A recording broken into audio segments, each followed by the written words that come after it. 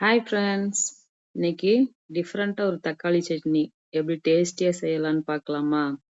வாங்க வீடியோக்குள்ளே போகலாம். இப்போ சட்னிக்கு தேவையான எல்லா பொருளையும் நம்ம வணக்கி எடுத்துக்கலாம். இப்போ கடாய் வச்சுட்டு அதில் கொஞ்சமாக ஆயில் விட்டுக்கலாம். இப்போ அதில் ஒரு 2 ஸ்பூன் உளுந்தம்பருப்பு அதை சேர்த்துக்குவோம்.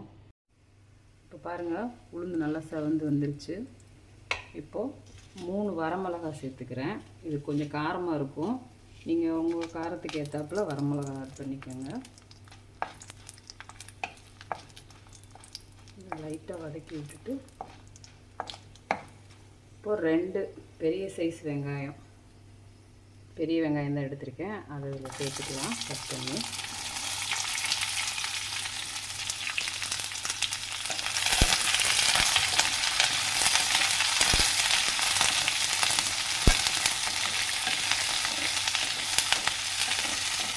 நல்லா வதங்கிட்டு வெங்காயம் பாருங்கள். இப்போ வெங்காயம் எந்த அளவு வதங்கிடுச்சு.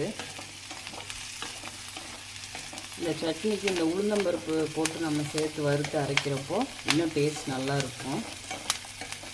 வெங்காயம் இந்த அளவு வதங்கினதுக்கப்புறம் 2 நல்ல பழுத்த தக்காளி பெரிய சைஸாக எடுத்து கட் பண்ணி வச்சுருக்கேன். அதையும் ஆட் பண்ணிக்கலாம்.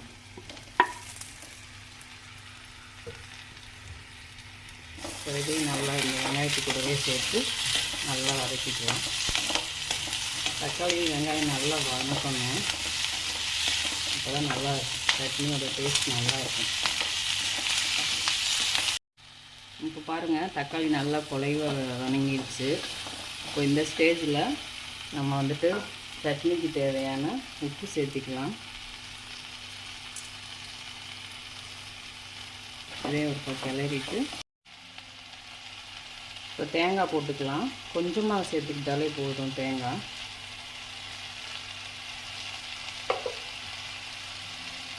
கொஞ்சம் கிளறிக்கலாம்.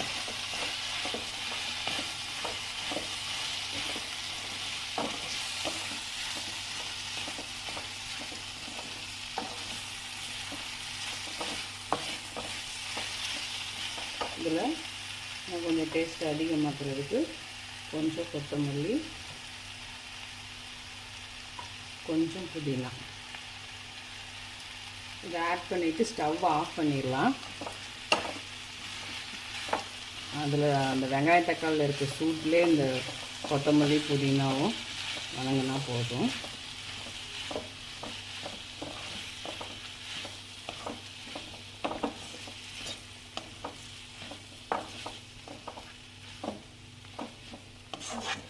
இப்போ இதை நல்லா ஆற வச்சுட்டு நம்ம அரைச்சி எடுத்துக்கலாம். அரைக்கும்போது ரொம்ப நைஸாக அரைச்சிடாதீங்க, கொஞ்சம் கரகரப்பாக அரைங்க. அப்போ தான் சட்னி டேஸ்ட் நல்லாயிருக்கும். நான் அரைச்சி காட்டுறேன். இப்போ பார்த்தீங்கன்னா நம்ம சட்னியை நல்லா கொரகரப்பாக அரைச்சி எடுத்துகிட்டு வந்துட்டோம். நம்ம சட்னி நல்லா கலர்ஃபுல்லாக ரெடி ஆயிடுச்சு. இப்போ இதுக்கு ஒரு தாளிப்பு கொடுத்துக்கலாம். இப்போ தாளிக்கிற கரண்டியை வச்சுட்டு ஒரு 2 ஸ்பூன் ஆயில் போட்டு, ஆயில் சூடானோடனே 1/2 ஸ்பூன் கடுகு போட்டிருக்கோம். அது கூடவே 1/2 ஸ்பூன் உளுந்து,